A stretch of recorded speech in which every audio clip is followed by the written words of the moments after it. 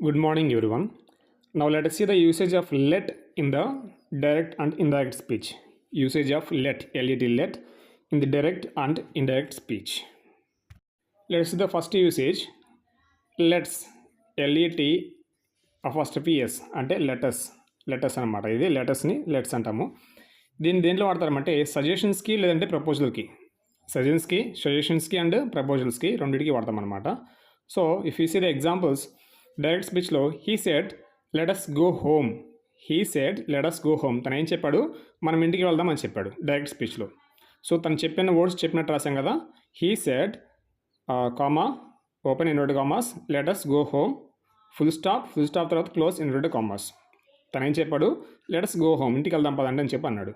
దీని ఇండైరెక్ట్ స్పీచ్లో he proposed or he suggested to his friends, వాళ్ళ ఫ్రెండ్స్కి. He proposed or suggested to his friends. ఏమని అంటే దట్ కంజంక్షన్ వాడాము. They should go home.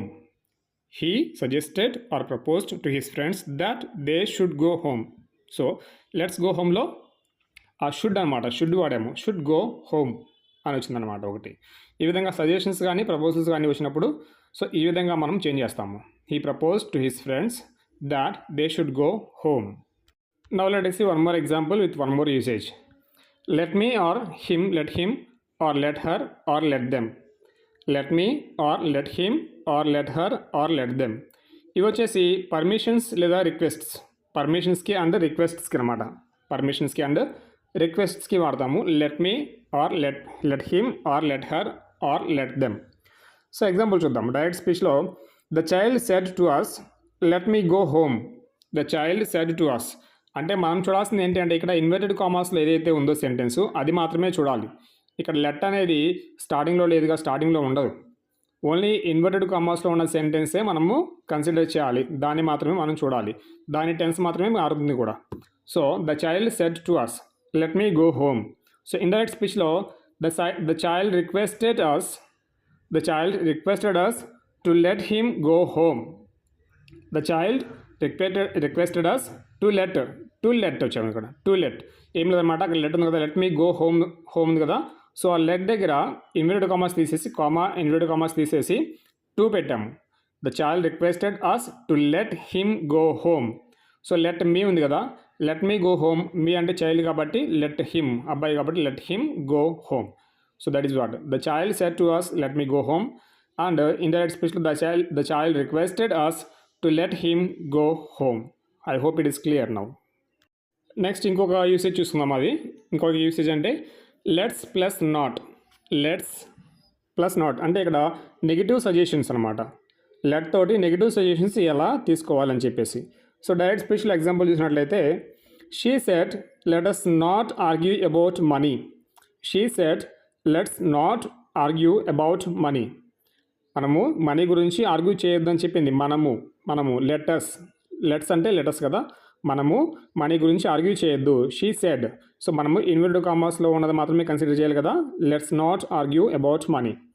Then indirect స్పీచ్లో చూద్దాము. ఇండైరెక్ట్ స్పీచ్లో మనం చూసినట్లయితే she suggested that they should not argue about money. She suggest చేసింది ఏమని? That they should not argue about money. I hope it is clear. Negative sentence ఏం చేయలేదు, మనం ఏం చేసామంటే let us not argue about money. That comma ప్లేస్లో that add అయింది, inverted commas తీసేసి అస్ కదా, లెటస్ అస్ కాబట్టి అస్ కాస్త దే అవుతుంది. She said that they, let ప్లేస్లో షుడ్ వచ్చింది అనమాట. దే షుడ్ నాట్, నెగిటివ్ కూడా అలాగే ఉంది. ఆర్గ్యూ అలాగే ఉంది about money. So she said that they should not argue about money. I hope it is clear now. Active voice passive వాయిస్లోనేమో tense మారదని చెప్పి అనుకున్నాము. యాక్టివ్ వాయిస్ ప్యాసివ్ వాయిస్లో టెన్స్ మారుతుందా? మారదు. మరి డైరెక్ట్ ఇండైరెక్ట్ స్పీచ్లో టెన్స్ అయితే కంపల్సరీగా మారుతుంది. సో అలా అంటప్పుడు మరి ఇక్కడ ఎక్కడ టెన్స్ మారింది? ఎగ్జాంపుల్లో టెన్స్ మీకు కనపడిందా, మాకు కనపడలేదా అంటారా? చూడండి, ఫస్ట్ ఎగ్జాంపుల్ చూసినట్లయితే ఈ యొక్క లాస్ట్ ఎగ్జాంపుల్ మనం చూసినట్లయితే she said let's not argue about money. అది కాస్త ఈ లెట్ ప్లేస్లో మనం షుడ్ అనేది వాడాము, పాస్ట్ టెన్స్కి చిహ్నంగా అనమాట. ఈ విధంగా లెట్ ప్లస్లో షుడ్ వాడి ఆ యొక్క సెంటెన్స్ని క్రియేట్ చేసాం. జాగ్రత్తగా గమనించాలి.